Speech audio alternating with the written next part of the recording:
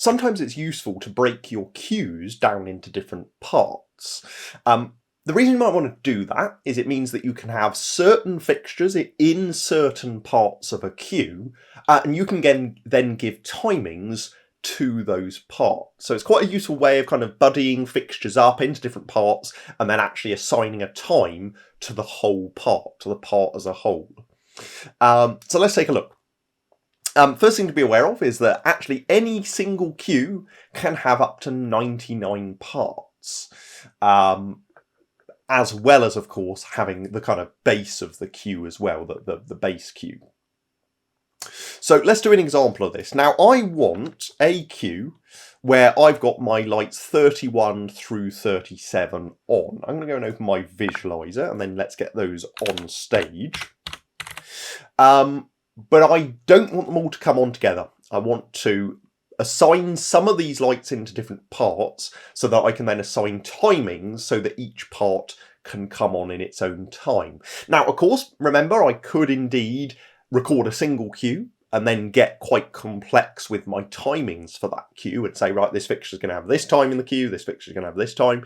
But I'm going to make my life a little bit easier in the sense that I'm going to group some of these lights together in parts, allowing me to assign a fade time to a whole part. So I'm going to go into Q24. So I'm going to say go to 24, enter. That's live on stage. That is a blackout. And first thing that I want is 31 and 32 on. I want those on, and I want them to be in the first part. So I'm going to go and say 31 and 32. And I'm going to then go and say part 1, enter. And doing that has been done in the programmer. Nothing's been saved yet. You'll see we're still in Q24, but we can see a little red 1 is displayed top right of those fixtures in the classic view, top right of their fixture boxes. So now we've got that part assigned, we can then record the queue. Now I know that I want this to be recorded as Q25, which is the next available queue, so I can just simply go and say record. And that has recorded Q25 and it is added in P1. We can see it's added a part into this. So what I'm going to now do is I'm then going to assign 33 and 34 to the next part. So I'm going to go and say 33 and 34, and I'm going to have those at full as well. But I want these in part 2. So I'm going to go and say part 2, enter. That's assigned those fixtures to part 2. And then maybe realise, 35 is supposed to be in part 2 as well. So I'm just going to go and say 35 part 2, enter. That's assigned that to part 2. I need to go and say that I want 35 to be at full.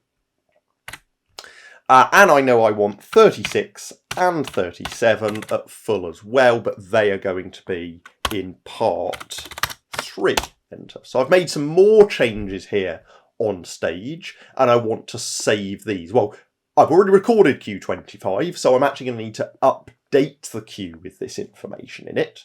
So I'm going to go and do a update. And doing that, if I go and update that, update, you'll see that that has automatically added in part 2 and part 3 as well into those queues. So I've now got my single queue here with its various parts. I haven't defined fade time information.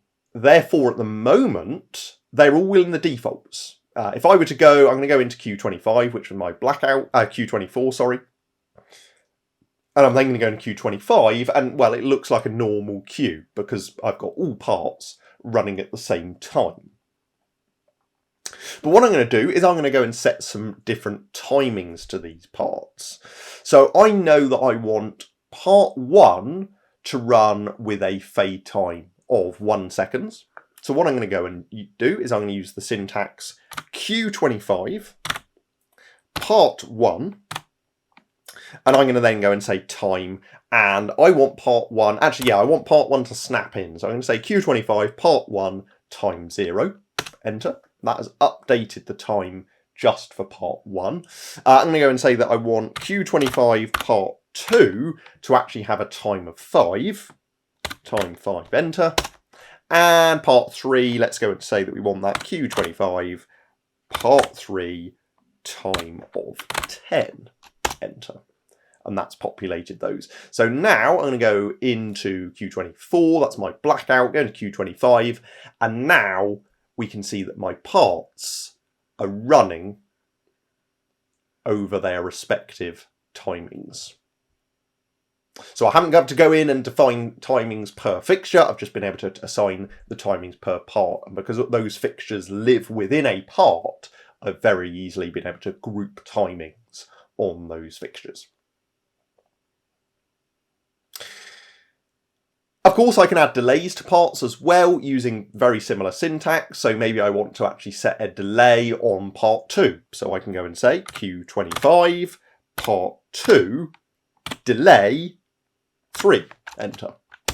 And that has then added a delay to that part. So now if we run that queue again, go into Q2, we can see light 31 and 32 came on straight away. 36 and 37 began their 10-second fade. And after the delay, part 2 ran their fade as well. So we can see all of that running through. Now you might realise, oh, I need to actually change what parts my fixtures live in. And in fact, you might decide, oh, I don't want a particular fixture to be in a part at all. I just want it to be in the base queue. And in my example here, fixture 34, that's not supposed to be in part 2. That's supposed to just be in the base queue. So I'm going to go and say 34. And I'm actually going to go and say part to change the part number. And because I want it in the base queue, I'm actually going to define a part 0. So if you go and say 34 part 0, enter, that has actually removed the part. You'll see there it's removed the part. And again, it's done that, but hasn't yet saved that change. That change has not been saved anywhere yet. So if I now want to save that change, I can go ahead and do a update. That's now saved that part change, and we can see 34 is no longer assigned to a part. It still comes on though, of course, but it's coming on from Q25 itself. It's not actually assigned to a part anymore.